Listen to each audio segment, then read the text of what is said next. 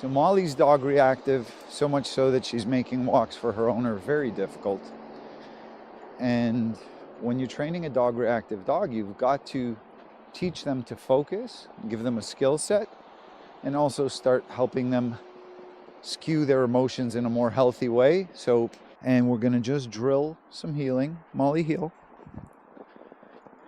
Good girl. Hi. Nice dog. Nice dog. Nice dog.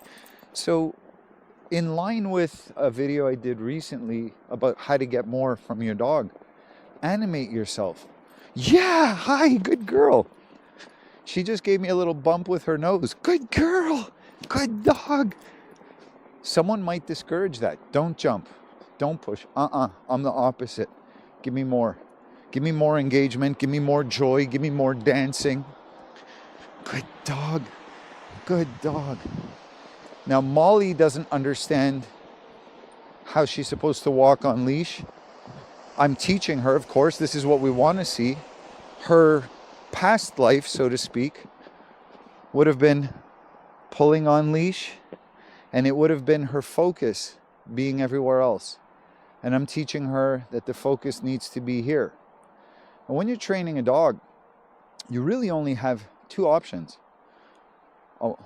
I'll help you want to do it, or I'll make you do it.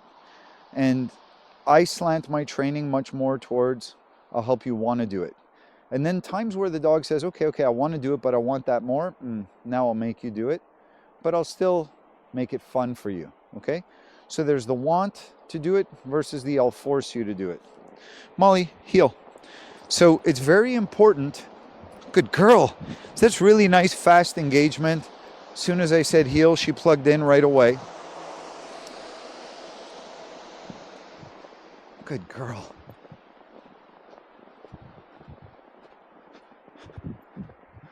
Good dog. Okay, babe. Pew, pew, pew. So nice healing. Very simple, very straightforward. Now we're going to go work around some dogs.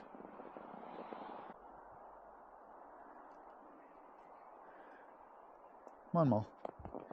So what I was saying before about Molly not understanding the leash, what I'm saying is an untrained dog is used to pulling, and they're used to that being the norm. That is the feeling of our walk, is I pull, pull, pull. And then, of course, when the dog is drawn to something, they're excited, they're stimulated by whatever it is in the environment that gets them high. The tension in the leash and the resistance in the leash causes the intensity in the dog to rise, and the pulling intensifies over time. The dog says, this is how walks go. This is what a walk should feel like. And I'm trying to replace that for her with a loose leash, and with her attention being here when it needs to be, when I ask for it. And if there is any tension in the leash, it's meant to be a signal to the dog. It's like input on a steering wheel. Okay, so instead of the dog learning to become numb to constant pressure on the leash, or owners that just yank and yank and yank but don't really understand how to train, these signals fail to become signals. They diminish, and then they just become the norm. Molly, heel. Good. So loose leash, and I'm walking her around. And we've got this dog right here. Molly, sit. Good. Molly, okay. Hi. So there's different kinds of dog reactive. There's, okay, I like you too. There's dog reactive where the dogs are nervous and fearful or aggressive. And then there's dog reactive where the dog is just silly and ridiculous and out of their minds with excitement and playfulness. And that's where she fits. Molly, heel. So we're not trying to deny her access. Good girl. We're not trying to deny her access to other dogs. Good girl. Good dog. We're trying to show her that it can happen when we say it can happen. No different than putting down a food dish and telling the dog to wait, and then it's okay to have it. You're not trying to withhold food from the dog. You're just teaching the dog not to knock the food out of your hand, not to get wild as you're putting the dish down. There's just some conditions that you're applying. So I'm teaching the dog, come on, babe. Come on. Good girl. So you see that gentle leash pressure? I'm guiding her back into position. Good dog. Oh, yeah, good. Oh, good. So pay big for big performances. Right? No different than tipping a server at a restaurant. 15% is the norm, but if they really take care of you, then you're going to really take care of them. And then when you go back, they remember you and they hustle for you and they're happy to see you, right? That person pays well, so I'm going to perform better for them. So I'm showing Molly right now. Molly, heel. Oh, nice. Nice. Good girl. Good dog. So now this dog is amping it up because my energy is going up and Molly's still in the pocket. So if you've got a reactive dog and you want to address issues like that, first thing you do, good girl, Molly, heel. You just work on your healing. Make sure that you're not putting tension in the leash. That's rule one. Too many people have tight leashes, have leashes with handles on. Look what happens to the dog when I make it tight. Look at the resistance.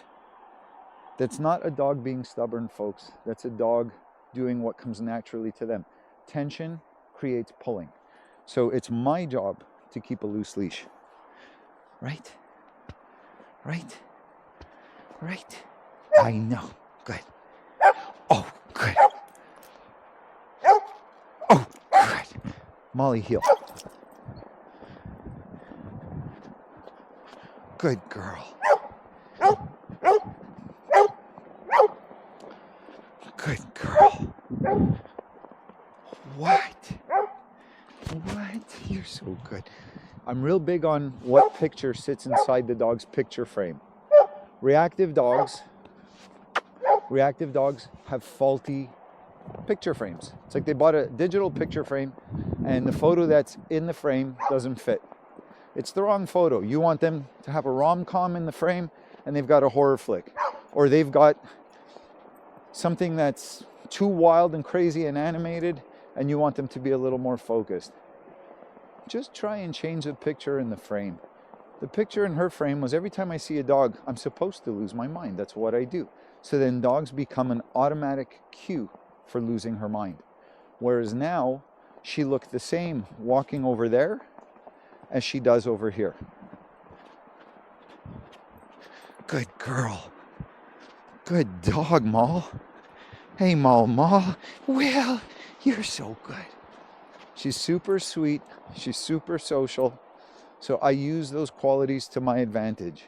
You like that? I'll pay you with that.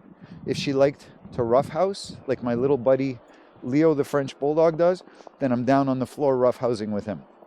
You like food? I'll use some food. Tug of war or fetch? We'll use that. Come on. So watch how she performs around this dog.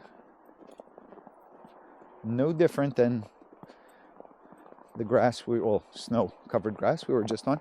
Good dog. Good dog. Good girl. Good girl. Good girl. Molly, sit. Good dog. Good dog. Good dog. So look at where her focus is. Nice. Nice. Good dog. Well, so now, would someone correct the dog for jumping up? Probably. I won't. We have to address her jumping up. It won't be here. She's choosing to interact with me over the dog. This was unfathomable for her just a couple of days ago before she came in for training. So the fact that she selected me over the other dog, I would have to be the dumbest dog trainer on this planet to say, don't do that. For sure do that. Anything you give me in my direction, good. And then do we need to work on jumping? You bet. We'll do it separate of that because in the face of the other dog, she absolutely did the right thing.